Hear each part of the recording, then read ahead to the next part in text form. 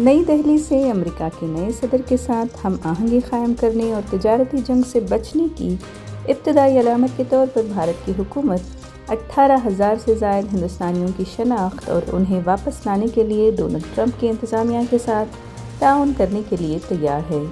یہ فیصلہ وزیر خارجہ ایس جے شنکر کی نو منتخب امریکی وزیر خارجہ مارکو روبیو سے ملاقات سے قبل کیا گیا۔ روبیو نے ٹرمپ انتظامیہ کی بھارت کے ساتھ اقتصادی تعلقات کو بہتر کرنے اور غیر قانونی امیگریشن سے متعلق خدشات کو دور کرنے کی خواہش کا بھی اظہار کیا۔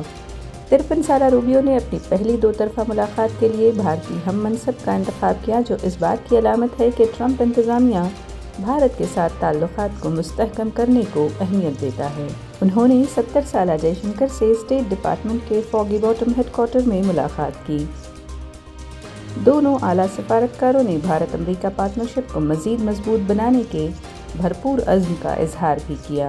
ترجمان بروس نے کہا کہ انہوں نے علاقائی امور اور بھارت امریکہ تعلقات کو مزید گہرا کرنے کے ساتھ ساتھ وسیع تر موضوعات پر تبادلہ خیال کیا، خاص طور پر ابھرتی ہوئی ٹیکنالوجیز، دفاعی تعاون، توانائی اور آزاد و کھلے انڈو پیسیفک خطے کو فروغ دینے پر بھی بات کی گئی۔ ملاقات کے بعد social media platform X پر ایک پوسٹ میں جے شنکر نے کہا کہ وہ روبیو سے ان کی ذمہ داریاں سنبھالنے کے بعد پہلی دو طرفہ ملاقات پر خوش ہیں۔